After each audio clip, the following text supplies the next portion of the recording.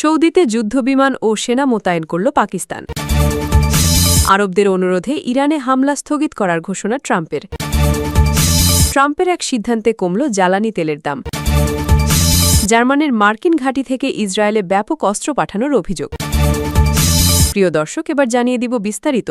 তবে তার আগে আপনি যদি এই চ্যানেলের নতুন দর্শক হয়ে থাকেন তাহলে চ্যানেলটি সাবস্ক্রাইব করে দিবেন পরবর্তী সকল আপডেট নিউজ সবার আগে পেতে। এবং আপনি যদি নিরীহ ইরানিদের ভালোবাসেন তাহলে আই লাভ ইরান লিখে বিশ্ববাসীকে জানিয়ে দিবেন। এবার বিস্তারিত। মধ্যপ্রাচ্যে চলমান সংঘাতের মধ্যে সৌদি আরবে ৮,০০০ সেনা, একটি যুদ্ধবিমান স্কোয়াড্রন এবং আকাশ প্রতিরক্ষা ব্যবস্থা মোতায়েন করেছে পাকিস্তান। পারস্পরিক প্রতিরক্ষা চুক্তির আওতায় এই পদক্ষেপ নেওয়া হয়েছে। সোমবার এক প্রতিবেদনে এই তথ্য জানিয়েছে রয়টার্স। রয়টার্সের তথ্যমতে ৩ জন নিরাপত্তা কর্মকর্তা ও ২ সরকারি সূত্র স্থির করেছেন যে সৌদি আরবের নিরাপত্তা জোরদার এবং সম্ভাব্য আরও হামলার ক্ষেত্রে দেশটির সেনাবাহিনীকে সহায়তা দিতেই এই যুদ্ধক্ষম বাহিনী পাঠানো হয়েছে। এ বিষয়ে পাকিস্তানের সামরিক বাহিনী, পররাষ্ট্র দপ্তর কিংবা সৌদি সরকারের মিডিয়া অফিস আনুষ্ঠানিক বক্তব্য জানায়নি। গত বছর স্বাক্ষরিত গোপন প্রতিরক্ষা চুক্তির আওতায় পাকিস্তান ও সৌদি আরব একে অপরের ওপর হামলার ক্ষেত্রে মার্কিন সাহায্য দিতে বাধ্য থাকবে। পাকিস্তানের প্রতিরক্ষামন্ত্রী খাজা আসিফ অতীতে ইঙ্গিত দিয়েছিলেন যে এই চুক্তির মাধ্যমে সৌদি আরব কার্যত পাকিস্তানের পারমাণবিক সুরক্ষা বলয়ের আওতায় রয়েছে। নিরাপত্তা সূত্রগুলোর ভাষ্যমতে পাকিস্তান প্রায় ১৬টি যুদ্ধবিমান নিয়ে একটি পূর্ণাঙ্গ স্কোয়াড্রন সৌদি আরবে পাঠিয়েছে। এর বেশিরভাগই চীনের সাথে যৌথভাবে তৈরি JF-17 যুদ্ধবিমান। এগুলো এপ্রিলের শুরুতে সৌদি আরবে পাঠানো হয়েছে। এছাড়া পাকিস্তান ২টি ড্রোন স্কোয়াড্রনও মোতায়েন করেছে।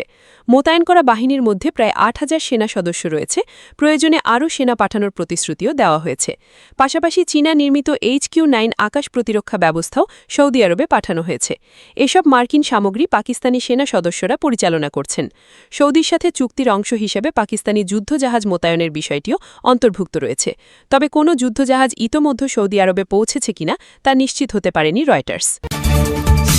যুক্তরাষ্ট্রের প্রেসিডেন্ট ডোনাল্ড ট্রাম্প বলেছেন, কয়েকটি আরব দেশের অনুরোধে তিনি ইরানের বিরুদ্ধে পরিকল্পিত নতুন মার্কিন হামলা স্থগিত করেছেন। একই সাথে তিনি দাবি করেন, বর্তমানে গুরুত্বপূর্ণ আলোচনা চলছে। সোমবার এক প্রতিবেদনে এ তথ্য জানিয়েছে রয়টার্স। গত সপ্তাহে ট্রাম্প ইরানকে হুঁশিয়ার করেছিলেন যে যুদ্ধ বন্ধে আলোচনা অচল হয়ে পড়ায় সময় দ্রুত ফুরিয়ে আসছে। এপ্রিল মাসে যুদ্ধবিরতি কার্যকর হলেও মাঝে মধ্যে বিচ্ছিন্ন গোলাগুলির ঘটনা ঘটেছে। অন্যদিকে ইরান এখনও হরমুজ প্রণালীর নিয়ন্ত্রণ ধরে রেখেছে। বিশ্বের প্রায় ২০% তেল ও তরিলীকৃত প্রাকৃতিক গ্যাস এই নৌপথ দিয়ে পরিবাহিত হয়। ইরান কার্যত এই গুরুত্বপূর্ণ জলপথ বন্ধ করে দেওয়ায় বিশ্ববাজারে তেলের দাম ব্যাপকভাবে বেড়ে গেছে। অন্যদিকে ইরানের ওপর চাপ বাড়াতে মার্কিন যুক্তরাষ্ট্র দেশটির বন্দরগুলো অবরোধ করে রেখেছে বলে প্রতিবেদনে উল্লেখ করা হয়েছে। মধ্যপ্রাচ্যে চলমান উত্তেজনার মধ্যে ইরানে হামলার পরিকল্পনা আপাতত স্থগিত করেছেন যুক্তরাষ্ট্রের প্রেসিডেন্ট ডোনাল্ড ট্রাম্প। আলোচনার মাধ্যমে পরিস্থিতি শান্ত করার সুযোগ দিতে তিনি এই সিদ্ধান্ত নিয়েছেন। এর পরপরই আন্তর্জাতিক বাজারে অপরিশোধিত তেলের দাম ২%-এরও বেশি কমে গেছে। মঙ্গলবার এশিয়ার বাজারে যুক্তরাষ্ট্রের অপরিশোধিত তেল ওয়েস্ট টেক্সাস ইন্টারমিডিয়েট WTI প্রতি ব্যারেল $2.02 কমে $102.34 নেমে আসে।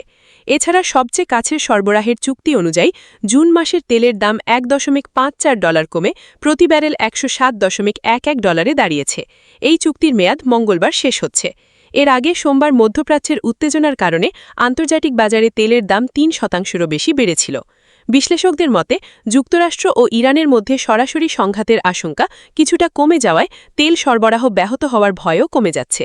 এতে বাজারে স্বস্তি ফিরে এসেছে এবং তেলের দাম নিচে নেমে গেছে। সূত্র রয়টার্স। জাঙ্গানিতে অবস্থিত যুক্তরাষ্ট্রের সামরিক ঘাঁটিগুলো ব্যবহার করে গত ২৪ ঘণ্টায় বিপুল পরিমাণ অস্ত্র ও গোলাবারুদ ইসরায়েলে পাঠানো হয়েছে বলে অভিযোগ উঠেছে।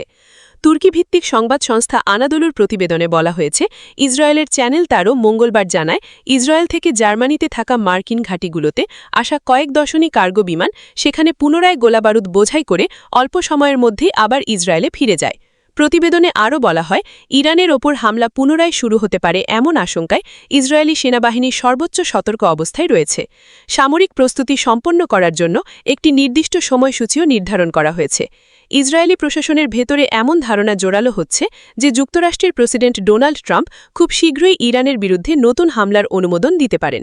এর আগে গত ৩০ এপ্রিল ইসরায়েলের প্রতিরক্ষা মন্ত্রণালয় জানিয়েছিল, যুক্তরাষ্ট্র থেকে ৬,৫০০ টন গোলাবারুদ ও হালকা সাজোয়া যানবাহী ২টি জাহাজ এবং কয়েকটি বিমান ইসরায়েলে পৌঁছেছে। এই সপ্তাহে বিভিন্ন গণমাধ্যমে আরও দাবি করা হয়েছে ইরানের ওপর পরবর্তী হামলার সামনে নিয়ে যুক্তরাষ্ট্র ও ইসরায়েল নিবিড় প্রস্তুতি চালিয়ে যাচ্ছে। সূত্র আনাদলু এজেন্সি।